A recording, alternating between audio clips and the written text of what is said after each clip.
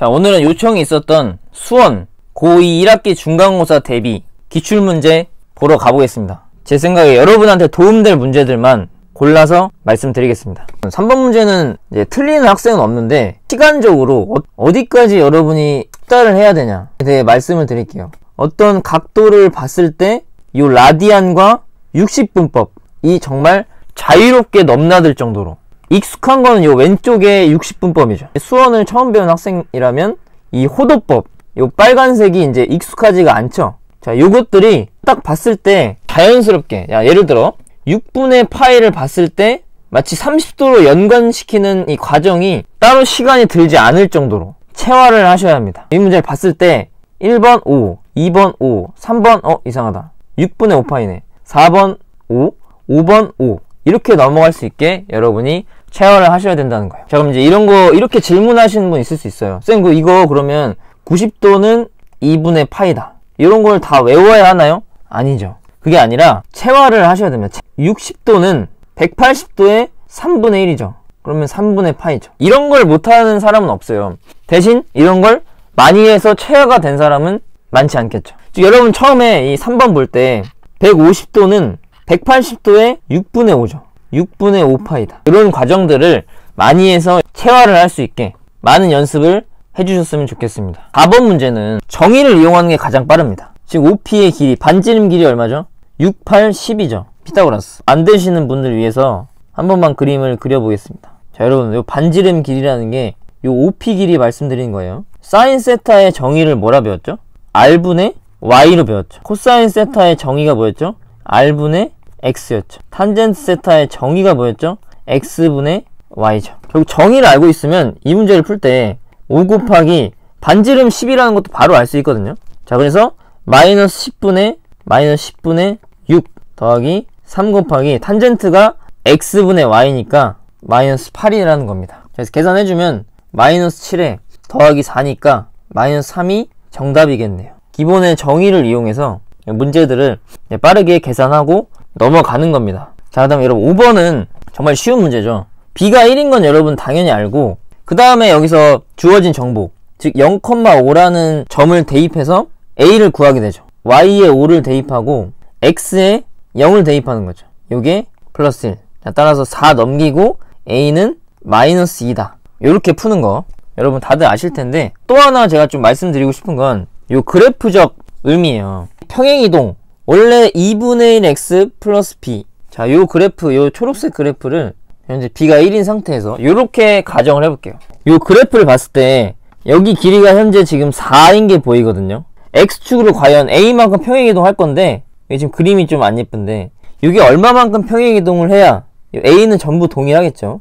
평행이동해야 여기가 4일 것이냐. 여기 이제 지수함수의 요 특징, 요런 특이한 숫자들에 대한 감을 익히시면 여기서 a가 2라는 걸 우리가 바로 알 수 있습니다. 그리고 아까 여러분 제가 실수했네요. 여기 a가 2죠.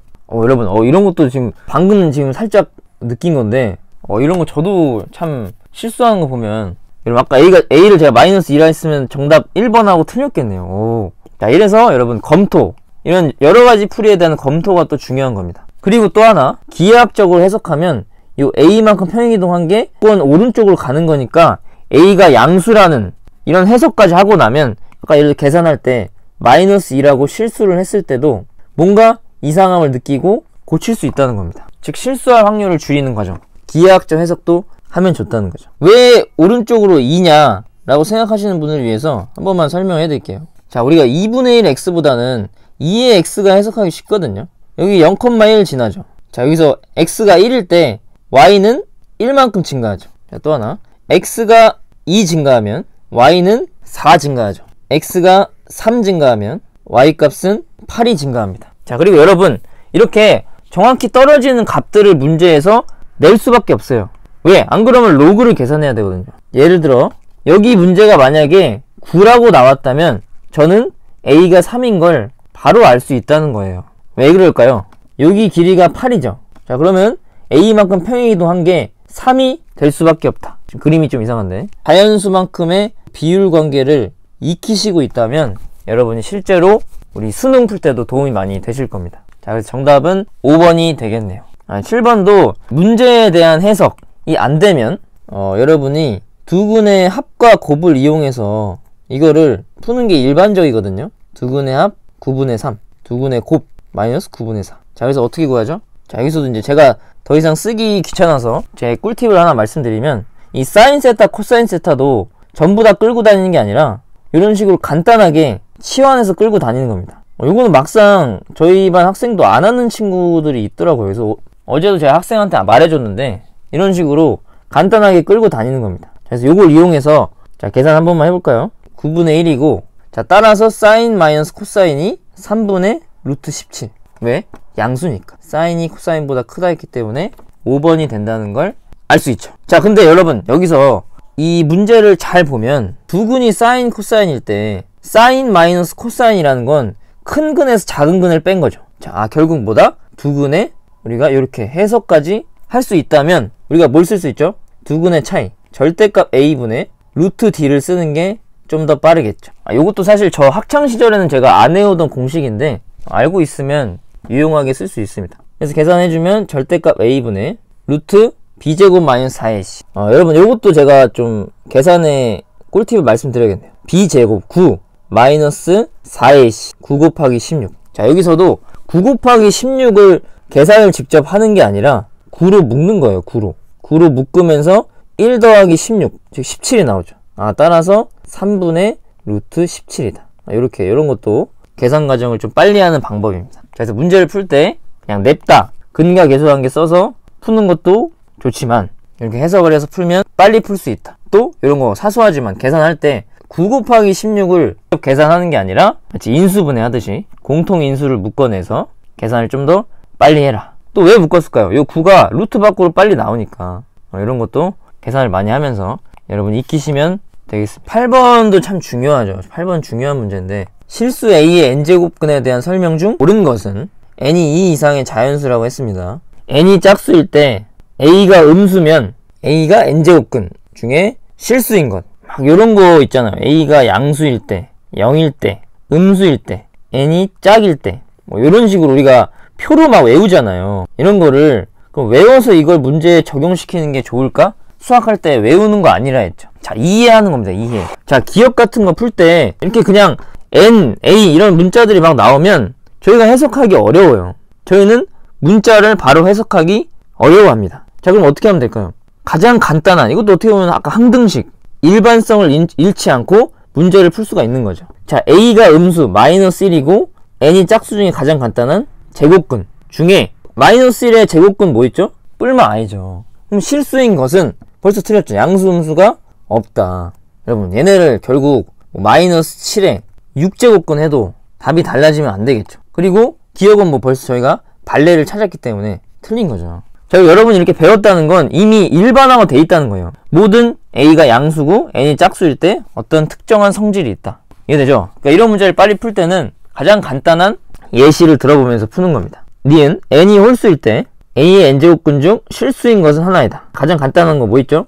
n이 3일 때죠. 자, 그리고 a가 이제 모든 실수니까 뭐 음수 양수 다 따져보면 마이너스 1의 세제곱근, 즉 세제곱근의 실수는 무조건 하나가 나오죠. 니은도 맞고요. 자, 디귿 n이 홀수일 때 a가 음수면 n제곱근 루트 a.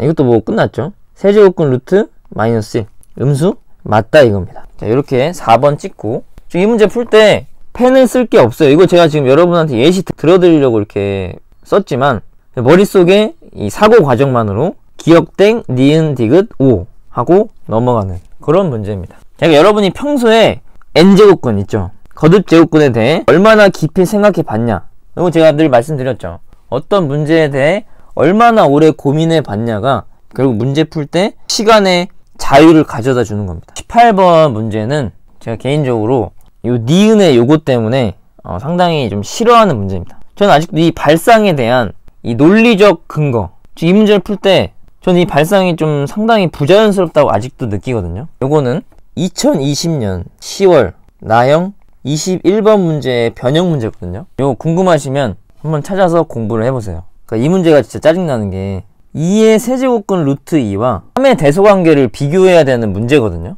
물론 요거 말고 좀 다른 방법도 있지만 이 문제를 풀다 보면 자연스럽게 요 두 개를 비교하게 되어 있습니다. 그때 모의고사나 이 원래 해설의 아이디어가 이 두 개의 비교는 사실 쉽지가 않아요. 자, 따라서 가운데 어떤 매개체 2의 2분의 세제곱을 매개체로 대소 비교를 하거든요. 저는 얘를 떠올리는 이 아이디어가 아직도 과하다고 생각이 들어서 이 문제는 이 정도. 여러분 직접 궁금하시면 이 문제 한번 풀어보시고 요 10월 나영 21번도 공부를 해보시기 바라겠습니다. 자, 그 다음 마지막 20번 문제.